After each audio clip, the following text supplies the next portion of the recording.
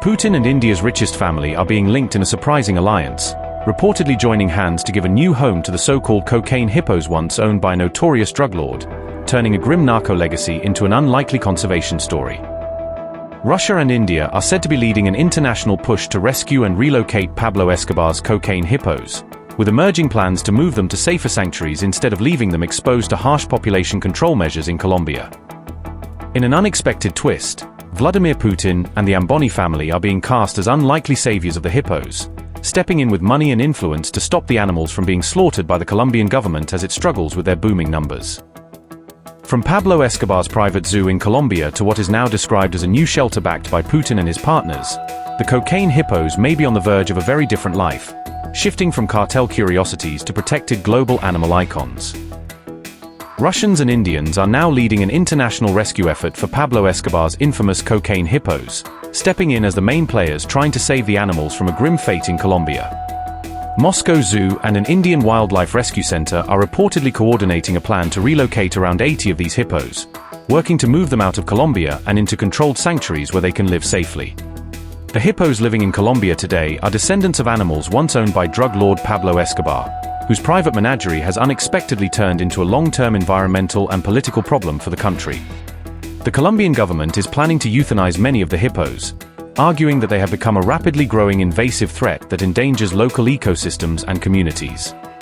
Details of this rescue bid for Escobar's cocaine hippos were revealed by RT News on May 20th, bringing global attention to the behind-the-scenes negotiations and logistical challenges of moving such large animals across continents.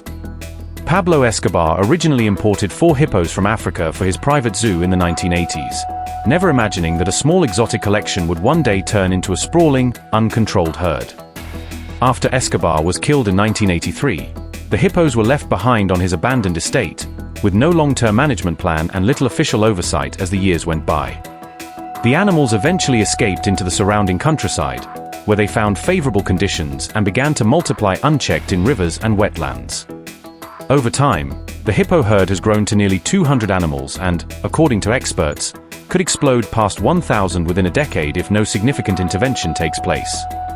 Colombian authorities say the hippos are tearing up riverbanks and disrupting ecosystems, causing erosion, threatening native species, and creating serious environmental and safety concerns for nearby communities.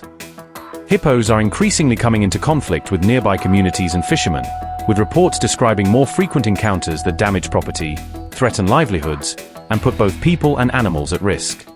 The truth is that euthanasia has to be done. Those people who live in the city and the towns don't know how to handle these animals here, or how dangerous they are. Every animal deserves to live. If we deserve to live, they also deserve to live. But what happens is, it's their life or ours. We cannot allow ourselves, as a country marked by violence, that a situation born of violence, of illegality, of drug trafficking, of the criminal complicity of the state, be settled, all closed, all concluded with more violence, with more death, with more bullets. There is also a reputational issue for the country in light of its international commitments to biodiversity, but Colombia, as a country struggling to emerge from violence, also has a commitment. We have, as a country, to overcome this situation with ethical, non-lethal measures. Colombia's Environment Minister, Irene Vélez, has publicly defended the planned cull of the hippos, arguing that the government must take difficult and unpopular decisions to deal with the escalating crisis. She has called the cull necessary to protect Colombia's vulnerable ecosystems, stressing that unchecked hippo populations could permanently alter rivers, wetlands, and habitats that native species depend on. The Colombian government has argued that relocating the animals on a large scale is logistically unfeasible and extremely costly, while animal rights activists have condemned the culling plan as cruel and inhumane. Colombian activists have formally appealed to national authorities to halt the euthanasia plan, urging officials to explore non-lethal alternatives and international cooperation before resorting to killing the animals. The Colombian organization GUZI has been pushing for the hippos to be transferred to zoos and sanctuaries instead, promoting relocation as a more ethical solution that balances environmental concerns with animal welfare. India's Vantara initiative has joined the Russian-led effort to relocate some of the hippos to a designated sanctuary, offering space, expertise, and resources to help manage the herd outside Colombia. Ambani, Vantara founder said, and I quote, "These 80 hippos did not choose where to be born, nor did they create the circumstances they now face.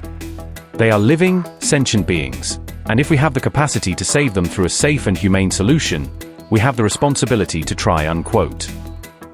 Vantara is recognized as one of the world's largest animal rescue and rehabilitation centers, providing extensive facilities, medical care, and protected habitats to shelter, treat, and eventually rehabilitate thousands of vulnerable, injured, and displaced animals.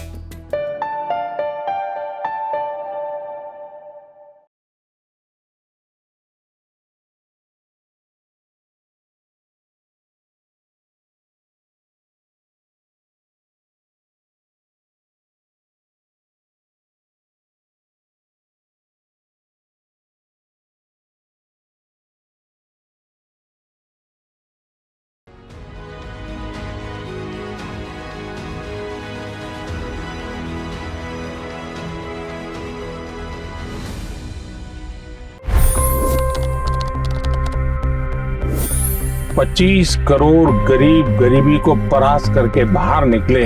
For the good of our nation, let's work together and let's truly make America great again.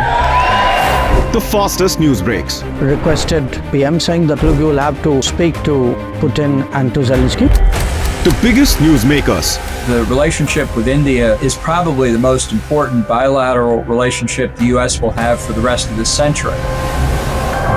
The capital delivered quite an election result today. Expert analysis. The million-dollar question today is how to stop this dance of death. Ground reports. I'm standing at the crossroad of the Kumbh Mela. Behind me are more than 100 entry guards. Long-form interviews. Exclusionary politics is reflected in Manipur case as well. You don't bother because this is a small state. Deep dive into burning issues. It's often said DRC could be the richest country in the whole world. It's because of what sits underneath. Why exactly did the US topple the Sheikh Hasina government? HT videos. We don't just break news, we break it down.